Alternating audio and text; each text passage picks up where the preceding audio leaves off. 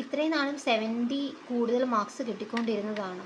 ഇപ്പോഴാണെങ്കിൽ 50-55 റേഞ്ചിലോട്ട് മാത്രമേ മാർക്ക് കിട്ടുന്നുള്ളൂ. ഇങ്ങനെ പോവാണെങ്കിൽ എന്ത് ചെയ്യും? SBI ക്ലർക്കായിരുന്നു ആകെയുള്ള പ്രതീക്ഷ. Hi guys, it's me ദിമല്ലു banker. ഇപ്പോൾ എല്ലാവരും പ്രിപ്പറേഷൻ നല്ല രീതിയിൽ തന്നെ മുൻപോട്ട് പോയിക്കൊണ്ടിരിക്കുന്നു എന്ന് വിചാരിക്കുന്നു. ഇനിയിപ്പോൾ നമ്മളുടെ കയ്യിൽ 5 ദിവസം മാത്രമാണ് ഫസ്റ്റ് ഷിഫ്റ്റിന് വേണ്ടിയിട്ടുള്ളത്. ഇപ്പോഴുള്ള ദിവസങ്ങളിൽ ഏറ്റവും കൂടുതൽ കൺസേൺസ് ഉള്ളത് എന്താണെന്ന് വെച്ചാൽ മോക്ക് സ്കോർ കുറഞ്ഞുകൊണ്ടിരിക്കുന്നു.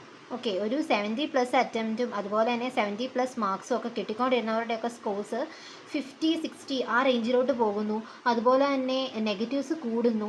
ഇങ്ങനെയുള്ള പല പ്രശ്നങ്ങളും പലർക്കും കാണും.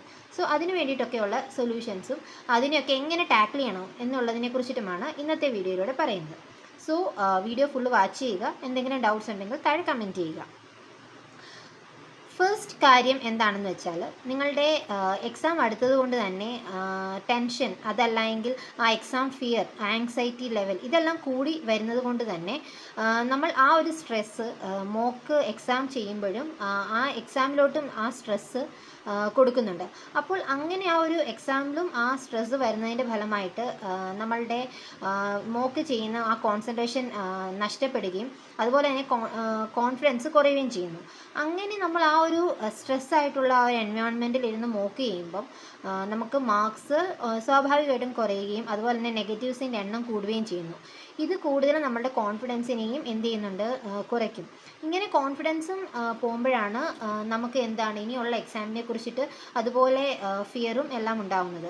സോ ഫസ്റ്റ് തിങ് എന്താണെന്ന് വെച്ചാൽ നിങ്ങൾ നിങ്ങളുടെ മൈൻഡിനെ കാമായിട്ട് തന്നെ വെക്കുക. ഒരിക്കലും ഇനി എക്സാമാണ് എന്ത് ചെയ്യും, അയ്യോ എക്സാം വരുന്നു, ഞാൻ പഠിച്ചില്ല, എനിക്ക് മാർക്സ് കുറയുന്നു, അങ്ങനെയുള്ള നെഗറ്റീവ് തോട്ട്സിനെ എല്ലാം എന്ത് ചെയ്യുക, മാറ്റി വെക്കുക.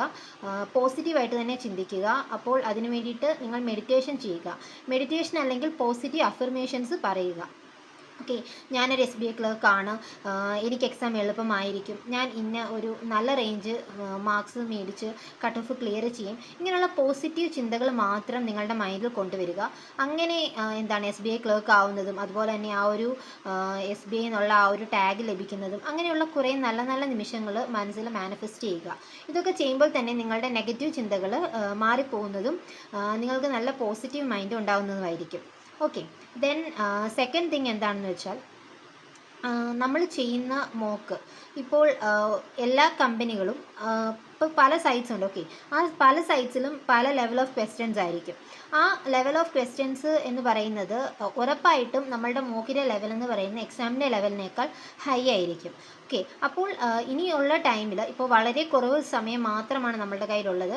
അപ്പോൾ ആ സമയത്തിൽ കൂടുതലും ടഫായിട്ടുള്ള മോക്സ് ഒക്കെ ചെയ്യുമ്പോൾ കോൺഫിഡൻസ് കുറയാനുള്ള ചാൻസസ് കൂടുതലാണ്. ഓക്കെ, അതുകൊണ്ട് തന്നെ കൂടുതലും പ്രീവിയസ് ഇയർ ക്വസ്റ്റ്യൻസിനെ കൂടുതലും ഫോക്കസ് ചെയ്യുക. അങ്ങനെയുള്ള ക്വസ്റ്റ്യൻസ് ചെയ്യുമ്പോൾ നിങ്ങൾക്കാണെങ്കിൽ എന്താണ് നിങ്ങളുടെ കോൺഫിഡൻസ് ബൂസ്റ്റ് ആവുന്നതായിരിക്കും. അപ്പോൾ ആ ഒരു മോക്കിൻ്റെ ലെവലും പ്രീവിയസ് ഇയർ ക്വസ്റ്റ്യൻ്റെ ലെവലും കൂടെ കമ്പയർ ചെയ്യുമ്പോൾ നമുക്ക് മനസ്സിലാവും മോക്കിൻ്റെ ലെവലെന്ന് പറയുന്നത് ഹൈ ആയിരിക്കും PYQ ക്വസ്റ്റ്യൻസിനേക്കാളും. ഓക്കെ, അപ്പോൾ PYQ ക്വസ്റ്റ്യൻസ് കൂടുതലും ചെയ്യുന്നതോടുകൂടി നിങ്ങളുടെ എന്താണ് സ്കോർസ് ഇമ്പ്രൂവ് ആകും. ആ സ്കോർസ് ഇമ്പ്രൂവ് ആകുമ്പോൾ സ്വാഭാവികമായിട്ട് നിങ്ങളുടെ കോൺഫിഡൻസും ബൂസ്റ്റ് ആവുന്നതായിരിക്കും. ഓക്കെ, തേർഡ് ഇമ്പോർട്ടൻറ്റ് കാര്യം എന്താണെന്ന് വെച്ചാൽ ഇനിയും എന്താണ് ഡൗട്ട്സ് ഉള്ള കാര്യങ്ങൾ, അതുപോലെ തന്നെ പഠിച്ചിട്ടില്ലാത്ത ഏരിയാസ്, ഇങ്ങനെയുള്ള കാര്യങ്ങളിൽ ഇനി ഫോക്കസ് കൊടുക്കണ്ട. ഓക്കെ, ഇപ്പോൾ നമുക്ക് SBIയുടെ കേസിൽ സെക്ഷണൽ കട്ട് ഓഫ് ഇല്ല. അതുകൊണ്ട് തന്നെ ഇപ്പോൾ 2 സെക്ഷൻസ് നിങ്ങൾക്ക് ഈസിയാണ്, 2 സെക്ഷൻസ് ഈസിയാണ്. ഒരെണ്ണം മോഡറേറ്റ് ലെവൽ ആണെങ്കിൽ പോലും ചെയ്യുന്ന കാര്യങ്ങൾക്ക് ആ ഒരു ആക്യുറസി ഉണ്ടെങ്കിൽ നിങ്ങൾക്ക് തീർച്ചയായിട്ടും പ്രിലിംസ് ക്രാക്ക് ചെയ്യാൻ പറ്റുന്നതേ ഉള്ളൂ. അതുകൊണ്ട് തന്നെ ഇതുവരെ ടച്ച് ചെയ്തിട്ടില്ലാത്ത ഏരിയാസ്, അതുപോലെ തന്നെ നിങ്ങൾക്ക് ടഫായിട്ട് തോന്നുന്ന ഏരിയാസ്, അങ്ങനെയുള്ള ഏരിയാസിനോടൊന്നും ഇനി പോവേണ്ട. ഇപ്പോൾ ക്വാൻസിൻ്റെ കേസിലാണെങ്കിൽ സ്പീഡ് മാത്സ് കൂടുതൽ ചെയ്യുക. കൂടുതൽ സ്പീഡ് മാത്സ് ചെയ്യുമ്പോൾ തന്നെ നിങ്ങളുടെ ആ ഒരു കാൽക്കുലേഷൻ കപ്പാസിറ്റി ഇംപ്രൂവ് ആകും. അപ്പോൾ തന്നെ നിങ്ങൾക്ക് കൂടുതൽ ടൈം എന്ത് ചെയ്യാൻ പറ്റും, സേവ് ചെയ്യാൻ പറ്റും. അതുപോലെ തന്നെ DIs കൂടുതലും പ്രാക്ടീസ് ചെയ്ത് നോക്കുക. കേസ്ലെറ്റും അതുപോലെ തന്നെ ബാർ ഗ്രാഫ്, പൈ ചാർട്ട് ഇതെല്ലാം കൂടുതലും പ്രാക്ടീസ് ചെയ്യുക. അപ്പോൾ ക്വാൻസിൽ തന്നെ സ്പീഡ് മാത്സിനും DIക്കും ഒരു നല്ല ഒരു ഇമ്പോർട്ടൻസ് ഉണ്ട്. ഒരു 20+ സ്കോർ നിങ്ങൾക്ക് അവിടുന്ന് തന്നെ സേവ് ചെയ്യാൻ പറ്റും. ഓക്കെ, അത് കഴിഞ്ഞിട്ടാണ് ബാക്കി. ഇപ്പോൾ അരിത്തമെറ്റിക് വീക്ക് ആയിട്ടുള്ള പലരും കാണും. ഇപ്പോൾ അരിത്തമെറ്റിക് ഒന്നും ഇനി കൂടുതൽ ക്വസ്റ്റ്യൻസ് ഒന്നും ചെയ്ത് നോക്കാൻ സമയം കളയണ്ട. അറിയാവുന്നതൊക്കെ ഒന്ന് ജസ്റ്റ് ബൂസ്റ്റപ്പ് ചെയ്തെടുത്താൽ മാത്രം മതിയാകും. അതുപോലെ തന്നെ ഇംഗ്ലീഷിൻ്റെ കേസിൽ നിങ്ങൾ RCS പ്രാക്ടീസ് ചെയ്തോളൂ. അതുപോലെ തന്നെ എറർ ക്വസ്റ്റ്യൻസും സെക്ഷണൽ ടെസ്റ്റും അതുപോലെ തന്നെ ക്വിസസും എടുത്ത് പ്രാക്ടീസ് ചെയ്തോളൂ.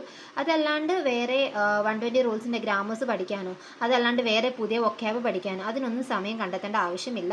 അതൊക്കെ വേസ്റ്റ് ഓഫ് ടൈമാണ്. നിങ്ങളിപ്പോൾ ഉള്ള ടൈമിൽ പഠിച്ച കാര്യങ്ങളെ ഒന്നും കൂടി എന്ത് ചെയ്യുക, ഇമ്പ്രൂവ് ചെയ്തുകൊണ്ടിരിക്കുക. എന്നെങ്കിൽ മാത്രമേ ഉള്ളൂ നിങ്ങളുടെ കോൺഫിഡൻസ് ഇമ്പ്രൂവ് ആവുകയുള്ളൂ. ദെൻ റീസണിങ്ങിൻ്റെ കേസിൽ നമുക്ക് കൂടുതലും മാർക്സ് തരുന്ന ഏരിയാസാണ് പസിൽസും സീറ്റിംഗ് അറേഞ്ച്മെൻറ്റും. അതുപോലെ തന്നെ സിലോജിസം, ദെൻ ബ്ലഡ് റിലേഷൻ, ഇതൊക്കെ ഷുവറായിട്ട് വരാൻ ചാൻസസ് ഉള്ള ക്വസ്റ്റ്യൻസ് ആണ്. ഇതൊക്കെ ഒരു 5 ക്വസ്റ്റ്യൻസ് വെച്ചിട്ട് വരുന്നതാണ്.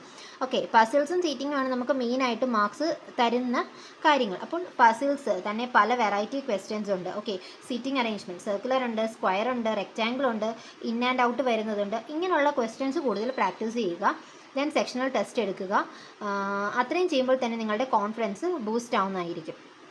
ഓക്കെ, ദെൻ നെക്സ്റ്റ് സ്റ്റെപ്പ്, ഇപ്പോൾ നിങ്ങൾക്ക് 50 മാർക്സ് വരുന്നുള്ളൂ എങ്കിൽ പോലും നിങ്ങളുടെ പേഴ്സൻറ്റൈൽ എവിടെയാണ് എന്ന് മനസ്സിലാക്കുക. ഓക്കെ, പേഴ്സൻറ്റൈൽ ഒരു 80+ എടുക്കാൻ പറ്റുന്നുണ്ടെങ്കിൽ ദാറ്റ്സ് ഓക്കെ. കാരണം ആ ഒരു മോക്ക് ചെയ്യുന്ന ബാക്കിയുള്ളവർക്കും അതേപോലുള്ളൊരു സിറ്റുവേഷൻ ആയിരിക്കും.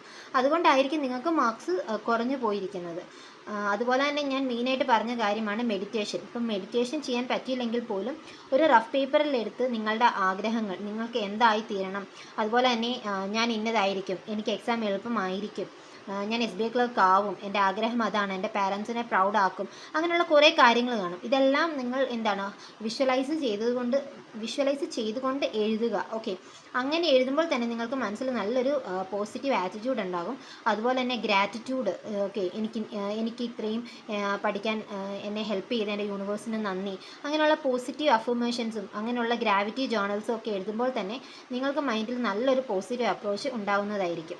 ഓക്കെ, ദെൻ നെക്സ്റ്റ് ഒരു കാര്യം എന്താണെന്ന് വെച്ചാൽ, ഇപ്പോൾ അരിത്തമെറ്റിക്കും അതുപോലെ തന്നെ പസിൽസ് ഒക്കെ ചെയ്യുമ്പോൾ നമുക്ക് പറ്റുന്നൊരു കാര്യമാണ്, അപ്പോൾ നമ്മളൊരു മോക്ക് അറ്റൻഡ് ചെയ്യാൻ പോകുന്നതിന് മുൻപ് തന്നെ ഒരു ടാർഗറ്റ് സെറ്റ് ചെയ്യും. ഓക്കെ, ഞാൻ അത്യാവശ്യം പഠിച്ചതാണ്, എനിക്കിനി എക്സാം ആണല്ലോ, അപ്പോൾ ഞാനൊരു 85+85 സ്കോർ എന്താണെങ്കിലും ഞാൻ ഈ മോക്കിന് നേടിയിരിക്കും. റീസണിങ് എനിക്ക് എളുപ്പമുള്ള ഏരിയ ആണ്, അതുകൊണ്ട് ഞാൻ 35 സ്കോർ ചെയ്യും. അങ്ങനെയൊക്കെ ഒരു മുൻവിധിയോട് കൂടി നിങ്ങൾ ഒരിക്കലും ഒരു മോക്കാണെങ്കിലും റിയൽ എക്സാം ആണെങ്കിലും അപ്രോച്ച് ചെയ്യരുത്. കാരണം ഇപ്പോൾ നമുക്ക് ഫസ്റ്റ് റീസണിങ് വന്നു, നമ്മളുടെ മുൻവിധി എന്താണ്, ഞാൻ 35 അറ്റംപ്റ്റ് ചെയ്യും, എനിക്ക് 35 മാർക്സും കിട്ടും എന്നുള്ളൊരു മുൻവിധിയോട് നമ്മൾ പോകുന്നു. ബട്ട് നമ്മളൊരു പസിൽ എടുക്കുമ്പോൾ നമ്മൾ അതിൽ സ്റ്റക്കായി പോകുന്നു. ഓക്കെ, അപ്പോൾ തന്നെ എന്താണ്, ആകെ പാനിക്കാവും, ആകെ ദേഹം മൊത്തം തളരുന്ന കൂട്ട് തോന്നും, വിറയ്ക്കാൻ തുടങ്ങും, അങ്ങനെയുള്ള പല കാര്യങ്ങളുണ്ട്. ഓക്കെ, അപ്പോൾ ഒരിക്കലും മുൻവിധിയോട് കൂടി കാര്യങ്ങളെ കാണാതിരിക്കുക. ഞാൻ എൻ്റെ ബെസ്റ്റ് ചെയ്യും, ഞാൻ പഠിച്ചതാണ്, ഞാൻ എൻ്റെ ബെസ്റ്റ് ചെയ്യും, അങ്ങനെ മാത്രം ചിന്തിക്കുക. ഓക്കെ, ദെൻ പറ്റുന്ന ടൈമിനുള്ളിൽ തന്നെ മാക്സിമം ക്വസ്റ്റ്യൻസ് സോൾവ് ചെയ്യാൻ നോക്കുക. സ്കിപ്പ് ചെയ്യേണ്ടടുത്ത് സ്കിപ്പ് ചെയ്യുക. ഒരു മാക്സിമം ടൈം, ഒരു മിനിമം ടൈമിൽ കൂടുതലും ഒരു ക്വസ്റ്റ്യനിൽ ഇൻവെസ്റ്റ് ചെയ്യാതിരിക്കുക. അതുപോലെ തന്നെ മുൻവിധിയോടെ കാര്യങ്ങളെ കാണാതിരിക്കുക.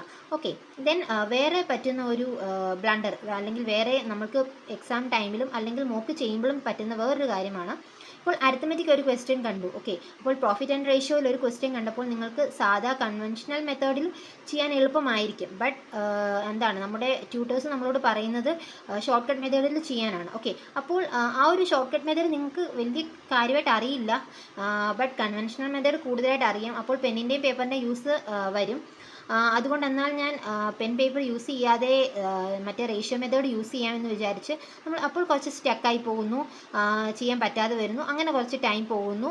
അങ്ങനെ ആകുമ്പോൾ നമ്മൾ എടുത്ത ടൈം നോക്കുന്നു, ടൈമറിനെ നോക്കുന്നു, അങ്ങനെ ആകെ ഒരു പാനിക് സിറ്റുവേഷൻ ഉണ്ടാകാനുള്ള ചാൻസസ് കൂടുതലാണ്. ഓക്കെ, അപ്പോൾ എന്ത് ചെയ്യണമെന്ന് വെച്ചാൽ, നമ്മളൊരു ക്വസ്റ്റ്യനെ കാണുമ്പോൾ മൈൻഡിലോട്ട്